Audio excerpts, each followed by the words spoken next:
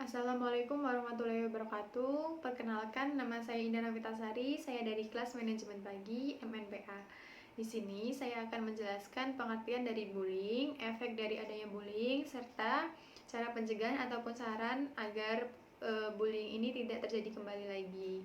Sekarang dunia sedang dihebohkan dengan adanya permasalahan bullying ataupun ujaran kebencian yang terjadi pada anak remaja, khususnya yang sedang berada di bangku sekolah. Pertama yaitu pengertian bullying. Bullying adalah suatu aksi negatif yang bersifat agresif yang dilakukan oleh satu orang ataupun lebih terhadap orang lain dalam kurun waktu tertentu yang dapat mengakibatkan kekerasan pada sang korban. Indonesia sendiri menjadi salah satu negara yang banyak mengalami kasus tersebut. Bukan hanya pada anak remaja, namun sesama orang tua pun dapat melakukan kekerasan tersebut. Kekerasan ini tidak hanya dilakukan dalam bentuk fisik, namun juga dilakukan secara psikologis. Bullying sendiri dapat terjadi di mana saja. Bullying tidak memandang tempat, tidak memandang waktu, ataupun memandang umur untuk melakukan tindak kekerasan. Ada beberapa tipe bullying, yaitu 1.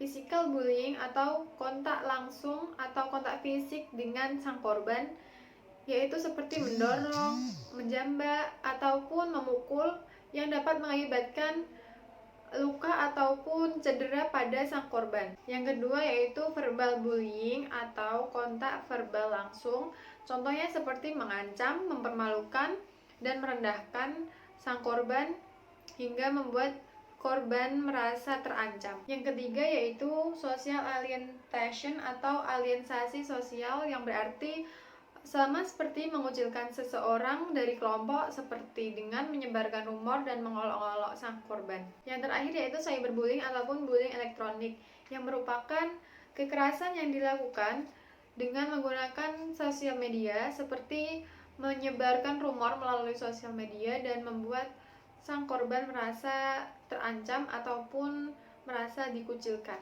Bullying sendiri memberikan dampak yang cukup serius bagi para korban. Efek dari bullying tersebut yaitu 1. Korban menjadi kehilangan kepercayaan diri, korban menjadi depresi, nilai dari akademik akan merosot. Yang terakhir adalah kemungkinan akan terjadinya bunuh diri. Dan yang terakhir adalah cara pencegahan ataupun saran agar bullying tidak terjadi kembali lagi.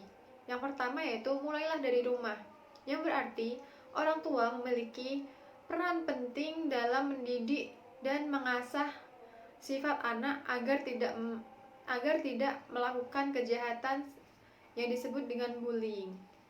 Yang kedua yaitu mengetahui kebijakan sekolah. Sama artinya dengan orang tua harus mengetahui apa hal yang harus dilakukan anaknya saat di sekolah, hal apa saja yang dia lakukan, ataupun kegiatan apa saja yang dilakukan oleh anaknya agar tidak melakukan kegiatan atau hal-hal yang bersifat negatif. Yang kedua yaitu apabila Anda melihat atau mengetahui insiden terjadinya bullying, segera laporkanlah kepada pihak yang berwajib untuk menangani kasus tersebut. Demikian pengertian bullying yang telah saya sampaikan. Dan setelah ini saya akan menampilkan video di mana saya dan kelompok saya telah melakukan wawancara kepada seorang guru BK dan perwakilan salah satu murid SMA Negeri 1 Batam.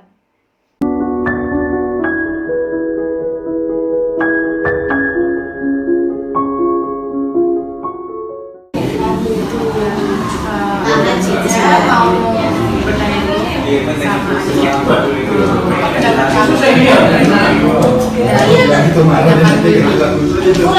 Kalau menurut saya sendiri ya, bullying itu kayak suatu kegiatan untuk melukai fisik atau mental seorang yang menyebabkan seorang itu kayak merasa depresi dan merasa tertekan.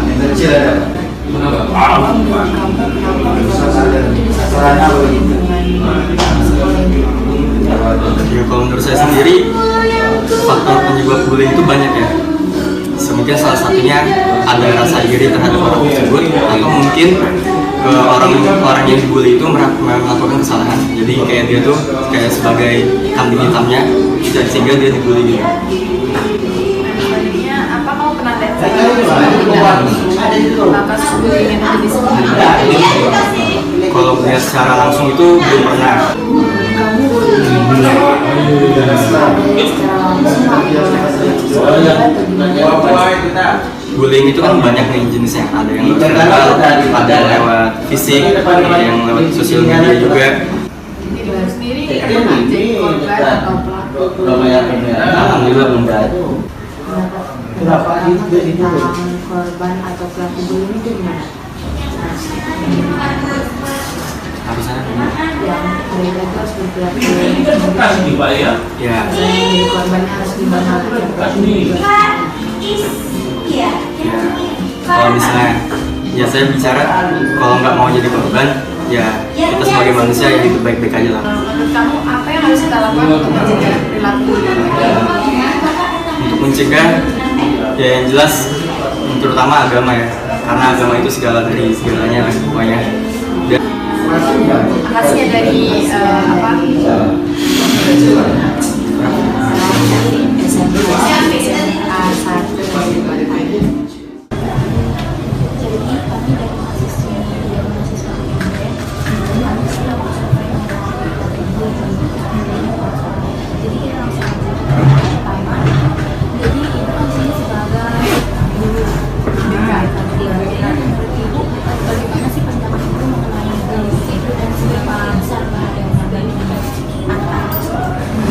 Kalau pandangan ibu itu sangat bahaya ya, sangat berbahaya itu. Baik masalahnya kecil maupun masalahnya besar itu sangat berbahaya. Nah, bagaimana penanganan kasusnya? Yang pertama, kalau kawannya, sekretaris ketua kelas ada melapor ke sini, ibu baru tahu ternyata ada bullying.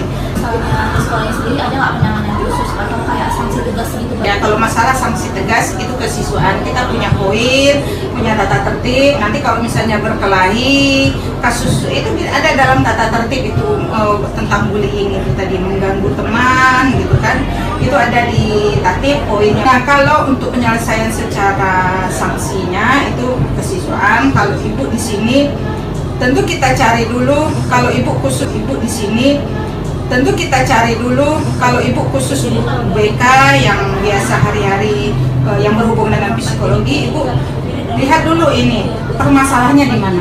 Kita dudukkan dulu, kita pertemukan. Pertama kalau ibu itu si korban ibu tanyain dulu, si korban ibu suruh keluar, ibu tanya lagi yang membuli, kenapa kamu bully dia? Nanti baru mereka berdua menyadari kesalahannya di mana. Nah, Sejauh ini itu kan menangani beberapa kasus bullying. Iya. Itu kira-kira faktor apa yang paling berpicu mereka melakukan ini?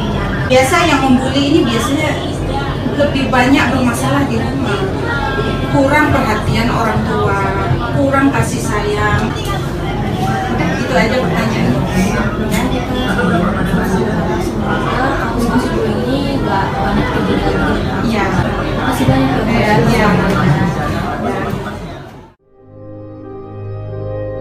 Dan seperti itulah tanggapan oleh seorang guru BK dan salah satu murid yang telah mengetahui ataupun telah mengerti apa itu yang dimaksud dengan bullying ataupun ujaran kebencian. Demikian video dari saya. Wassalamualaikum warahmatullahi wabarakatuh.